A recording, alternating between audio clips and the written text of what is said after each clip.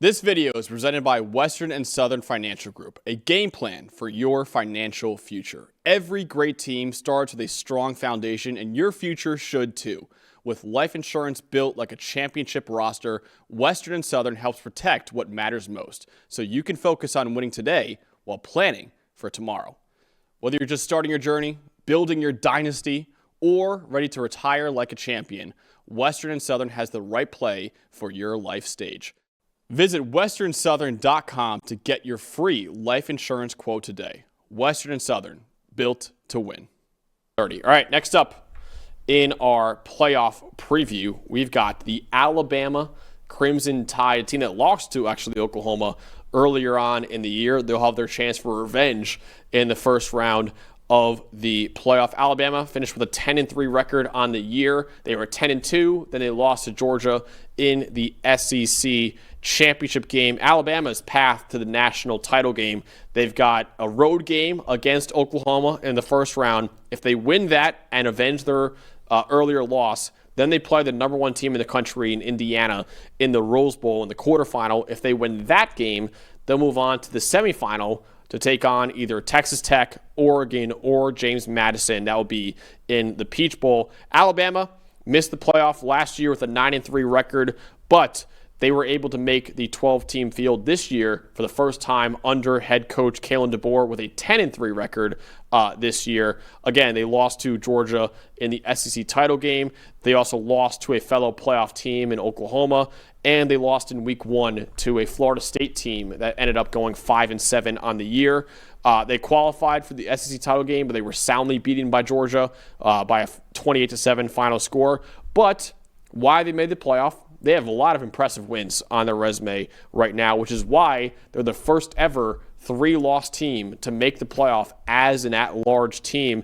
They beat number 3 Georgia earlier in the year, and they took down another top 15 team in Vanderbilt as well. And like I said before, they will get a chance to avenge their loss to Oklahoma in the first round of the playoff, although this game will be played in Norman, whereas their earlier loss was played in Tuscaloosa. Yeah, if this reeling probably isn't the right word, but if there was a team you would describe as struggling heading into this playoff, it would be Alabama. You just look at their recent games, a very close comeback win over South Carolina, an ugly low-scoring win over LSU, the loss to Oklahoma, like you mentioned, a tight game against Auburn that went down to the wire, and then the blowout loss to Georgia. And it just feels like we've seen a little bit more of the cracks every single week for this Alabama team, especially on the offensive side of the ball. So, look, can they find it? Sure. Is it hard to beat to beat a team twice? For sure, if you're Oklahoma, but they get a shot at a rematch. They try to kind of beat the kryptonite here when it comes to Brent Venables in this defense. But Alabama's got a lot of preparation to do, and they've got to play a lot better than they've played recently. So let's talk more about the biggest strength, at least for Alabama right now. And honestly, Dalton, this defensive backfield has masked a lot of issues with the pass rush for Alabama. Their secondary is outstanding. I think it's the best part of their defense. And all year, one of the big stories for Alabama has been creating timely turnovers, and they've been getting that from a bunch of guys on defense. But you look at the secondary, man, you talk about Damani Jackson out there at corner. Zabian Brown's been really good all year. Bray Hubard and Keon Sabbath, safety. How good have they been, especially Bray Hubard getting off to the slow start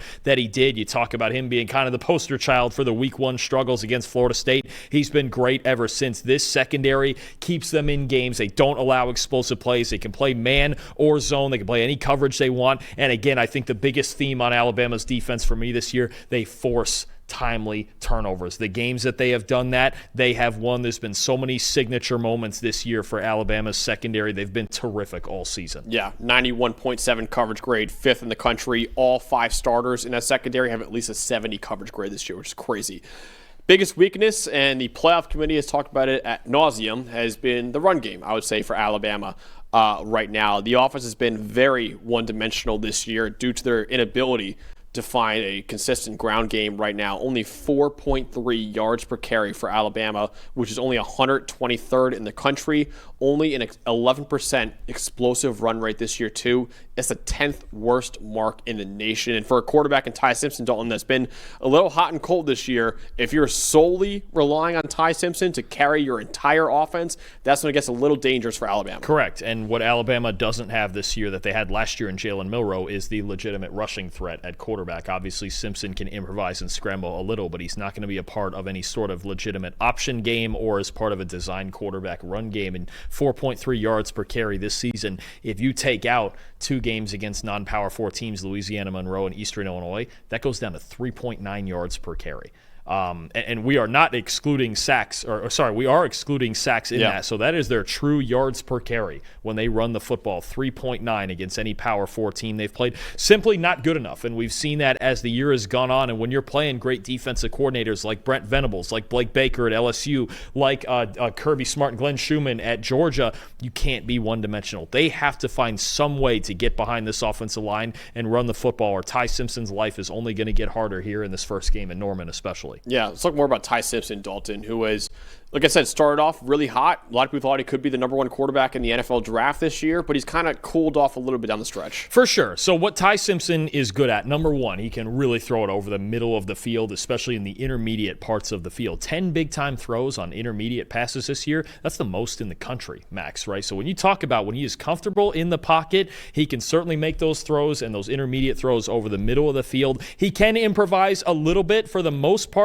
He has shown that he has solid pocket presence, but what's happened down the stretch of this season is that he has not been as successful against the blitz. And because Alabama, to me, the 2 ways you have to stop the blitz and stop teams from blitzing you 60% of the time, like Venables and like Kirby Smart did, in the SEC title game. Number 1, you got to run the ball.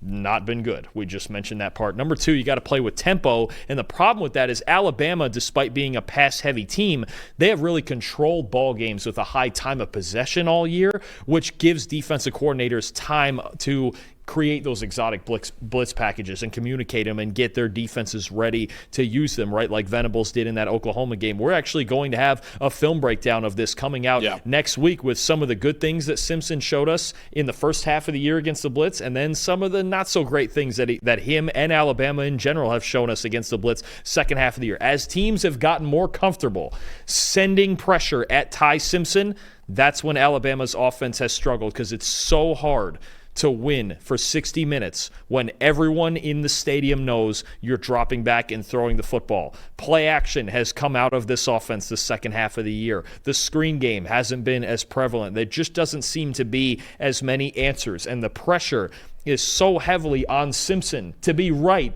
all the time that it makes it hard. So it's not just, and yes, Ty has struggled the second half of the year, but it's not just Ty. It's him. It's Kalen DeBoer. It's Ryan Grubb. At times it's the offensive line. At times it's the receivers. It's a little bit of everybody who's going to have to overcome this problem. But the biggest reason that Ty Simpson has fallen off is because teams are pressuring him more, and he and the Crimson Tide have not been able to respond in the ideal way that they want to. So for a quarterback in Ty Simpson, who is so good from a clean pocket and has struggled more when he's under pressure, a guy who will be critical for Ty Simpson in this playoff will be Kaden Proctor, the left tackle for Alabama. He has finally put together all the elite physical tools that he had throughout his entire career, honestly. And he's had his best year yet as Alabama's left tackle in his 3rd season now as Alabama's starting left tackle. 84.9 PFF grade is 3rd among all left tackles in the country. And he's one of only 3 left tackles in America with 80-plus grades as a pass blocker and as a run blocker. Again, his ability and really the entire offensive line's ability to keep Ty Simpson away from pressure in this playoff is going to be critical for how good Alabama's offense can be in this playoff. Because again, without much of a run game to speak of, they need Ty Simpson to perform, and they need to keep him clean from pressure in order for him to be the best version of himself. No, absolutely. I think when you look at Proctor and his ability this season to protect on that blind side, he's actually been very, very good. And think of it this way, and I believe, did he enter the year with some sort of injury he was dealing with? Do I remember that I think right? A little bit, yeah. The Florida State game, week 1, he allowed 6 pressures. He's only allowed 13 in the 12 games since. So off to a slow start in that first game, but he's been outstanding, and we know also that you can put the ball in his hands when you need to. I was just going to say, for a struggling run game, Maybe Kaden Proctor's the answer there. Kaden Proctor. They've got, Alabama's got some other injuries on the O-line too, but maybe, just maybe, Kaden Proctor needs to touch the football a little bit more. Maybe. But either way, you're talking about a guy 6'7" tall, 366 pounds he's listed at, and the athleticism and the footwork that he shows in pass protection and on those plays where he does get the football or lines up at fullback or wherever, man, I think he is going to be a big factor, and it's great to have a big left tackle that you can trust on that blind side, especially with as much as you're trying to manage pressure from all directions against this Oklahoma team. I think he's getting a lot of hate right now, too. A lot of people don't really like him for the NFL draft. I can promise you right now, I'm going to be higher on Proctor than I think a lot of other people are for the draft right now. I think he's easily, for me, like worth a top 15 pick in the draft. Well, and the funny part is, he might be the highest ceiling left tackle, because the other two guys we've talked about so much in that first round conversation, Spencer Fano from Utah and Francis Malinoa from Miami, they're both right tackles. Yeah. Right. So if a team's looking for a left tackle and they still believe that, they don't want to flip anybody over or do any of that, it might be Kaden Proctor as the first left tackle taken in the draft, and he's got all the potential in the world. I mean, guys just aren't built like him. Drake Holiday is saying, run some left tackle screens for Kaden Proctor. I'm absolutely in. And man, yeah, I'd put him out wide again. C. Young saying he should have won the Horning Award. Yeah, we needed a few more touches. A few more touches. It would have to be in the vein of my guy, be like my guy JJ Pegues. We would have needed more of that. If Travis Hunter didn't exist, JJ Pegues might have won that. He could have. Yeah, really. Travis Hunter stole it from my guy. Oh, you're cool. You can play both full time. You're cool. You know what, Travis?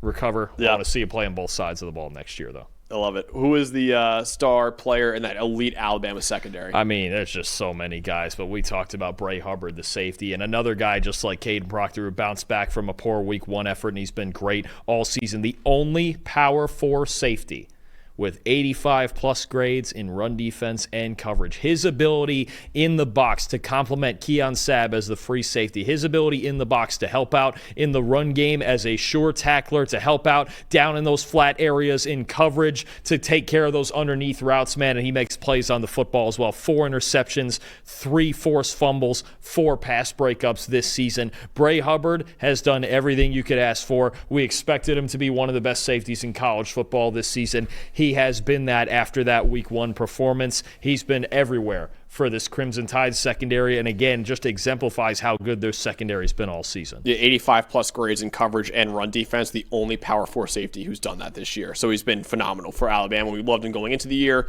and he has been excellent for Alabama in that secondary this year. Dalton, what is the bottom line for Alabama? How deep of a run is Alabama capable of? You picked them to win the national title preseason.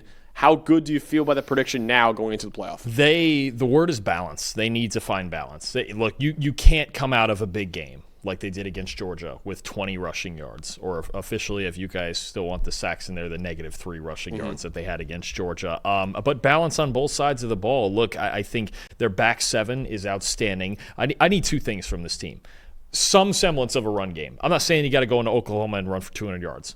But I need like 120. Yeah. Or something that just gives me enough balance that there's a threat of play action and you make Simpson's life a little bit easier. And 2, this is another team, we've talked about them in Georgia all year.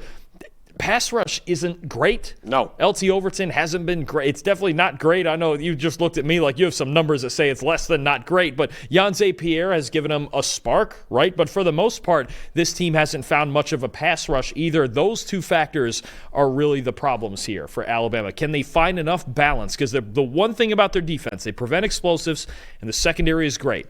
But it feels like there's also moments where they're pretty reliant on getting all those timely turnovers. So if Oklahoma plays it safe with the football and they don't turn the ball over and they didn't do it in their first game, and they win that turnover battle, then Alabama's got a problem because their pass rush doesn't get to quarterbacks enough to disturb them and force them into mistakes. So to me, it's about balance. If this team finds balance in the couple weeks off here, that they can find it against Oklahoma and then further, they got a lot of potential. They do. They have as good athletes as anybody in this field, but they have to find that balance, because if you're one-dimensional on offense and then your defense doesn't get any sort of pass rush going, could be a quick exit. Yeah.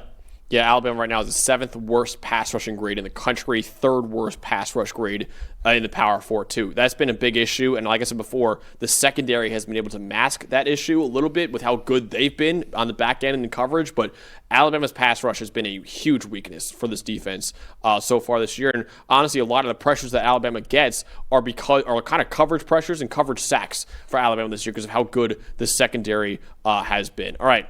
Alabama, like Dalton said, they have the defense, offensive line, receiving core, everything they need to make a deep playoff run. The question is, can they keep Ty Simpson clean from pressure? And can Ty Simpson just, again, play consistent football like he did earlier on in the year? Can he do that in the playoff run for Alabama too? If he does do that, they're a team that can make a deep run, maybe win it all. But if he doesn't, they could lose in the first round to Oklahoma. Everyone's got takes. Numbers have truth. And the truth is, most people are betting with emotion. Sportsbooks feed on it. TikTok gurus sell it. The hype machine runs on it. That's how you lose. PFF is different.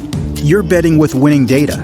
The same data trusted by all 32 NFL teams and the sharpest minds in the game.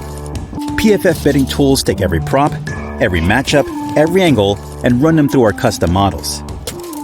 Built on the best football data in the world. What comes back is your edge. Simple, sharp, and built to win. Want to go deeper? PFF puts a pro-level analytics department in your hands, giving you the same insights teams use to find every advantage. Build your game plan with matchup analysis. Project every snap, every matchup, and every edge before kickoff. Because the smartest plays start long before Sunday. Hit rates show how a player performs against their prop and against defenses built the same way. It's the data that gives you real confidence in every pick. Next, Key Insights translates PFF data into the story behind every matchup, giving you the why that powers your bets. From coverage schemes to defensive looks, it's the context that turns raw numbers into winning decisions. When you're ready to take action, filter through every prop on the market and focus on the opportunities that matter, by game, matchup, or value. Then, shop for the best available line in your area and tap your book of choice to place the bet instantly. Everyone's got takes, but now you've got truth. Bet with data, win with PFF.